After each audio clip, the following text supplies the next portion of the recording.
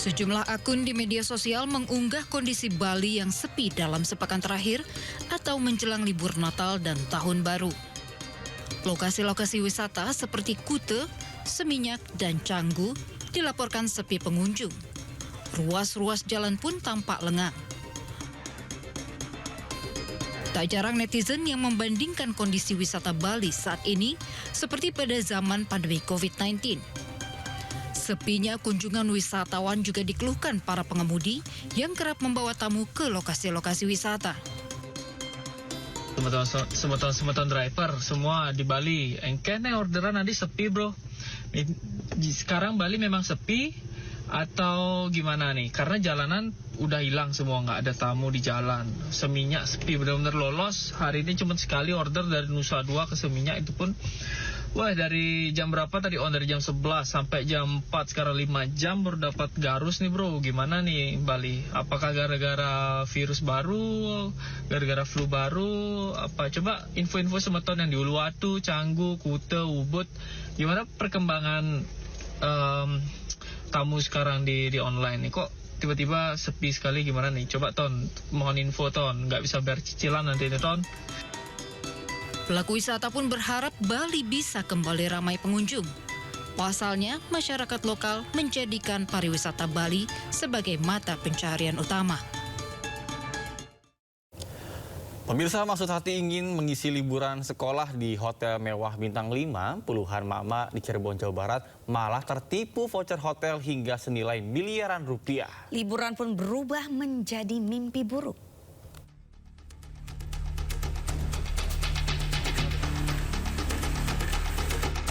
Tergiur harga hotel bintang 5 dengan harga setara indekos harian, puluhan emak-emak di Cirebon, Jawa Barat diduga jadi korban penipuan berkedok voucher hotel murah. Mereka berbondong-bondong mendatangi Polres Cirebon Kota mempertanyakan perkembangan laporannya terkait dugaan penipuan berkedok penjualan voucher promo menginap di hotel ternama yang diduga fiktif. Bersama kuasa hukumnya, mereka mendesak kepolisian untuk menindaklanjuti kasus yang telah merugikan ratusan korban di wilayah Cirebon dan sekitarnya.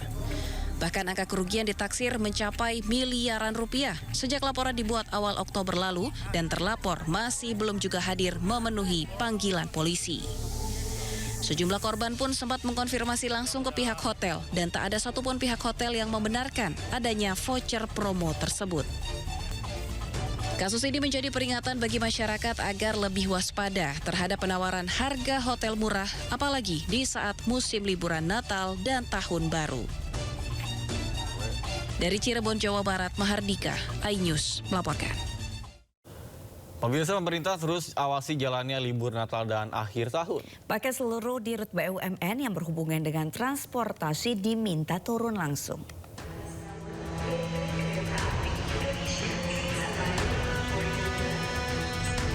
Memasuki H-1 Natal, stasiun Pasar Senen Jakarta alami pelonjakan penumpang. Diperkirakan 48.000 lebih penumpang meninggalkan Jakarta, mayoritas berangkat dari stasiun Pasar Senen. Pemerintah sendiri menaruh perhatian atas perkembangan kereta api. Sekretaris Kabinet Teddy Indewijaya pun meminta stasiun Gambir diubah.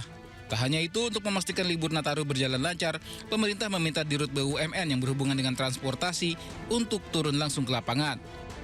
Sesuai apa yang disampaikan Bapak Presiden berulang kali, saya minta seluruh dirut BUMN yang berhubungan transportasi yang ada di sini turun langsung, cek betul di lapangannya bagaimana. Semua kebijakan yang sudah diterapkan betul-betul terrealisasi.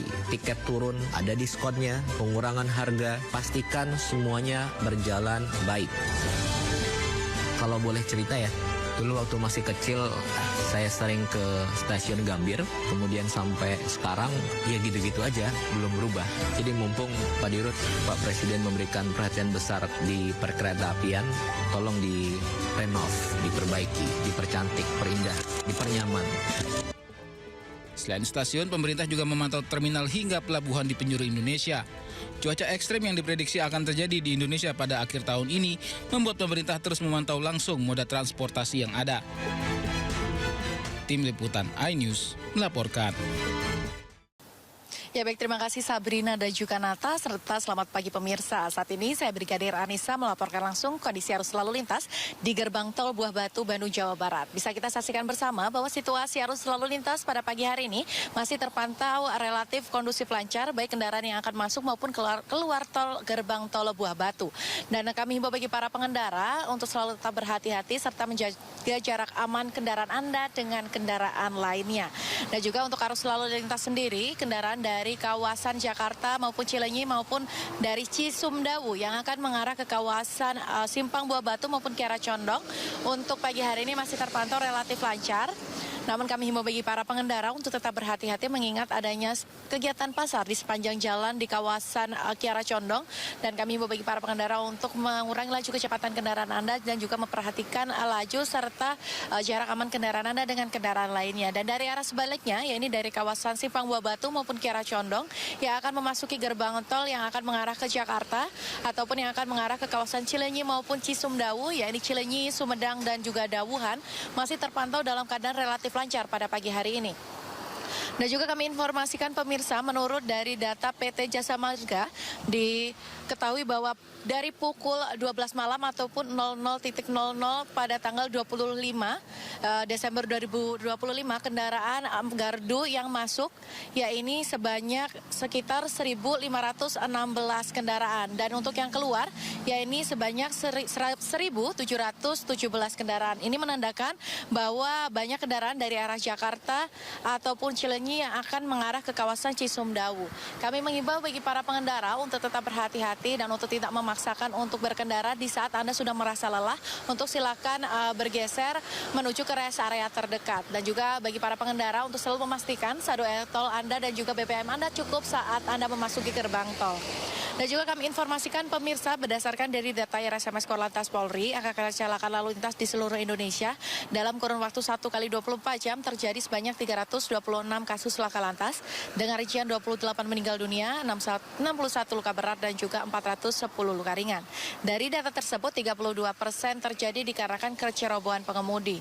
Untuk itu kami himbau bagi para pengendara untuk selalu tertib berlalu lintas, memperhatikan arah dan himbauan petugas kami di lapangan guna tercipta perjalanan yang aman, nyaman dan selamat sampai tujuan.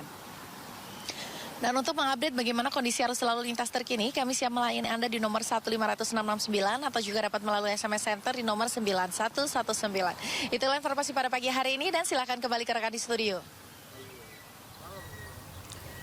Baik, terima kasih Brigadir Anissa atas laporannya dari gerbang tol Buah Batu, Bandung, Jawa Barat. Selamat bertugas kembali dan salam presisi.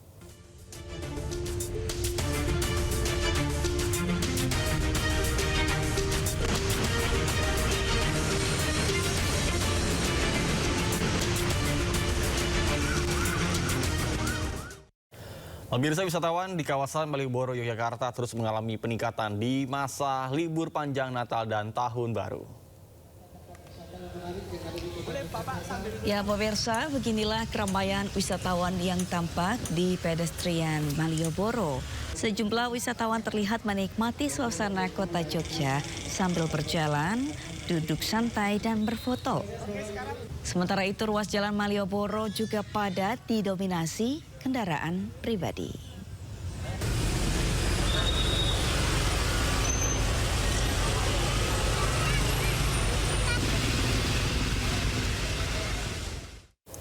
Sementara kondisi sebaliknya justru dialami Pulau Dewata, Bali. Ramai di media sosial kondisi pariwisata Bali sepi jelang libur Natal dan Tahun Baru kali ini.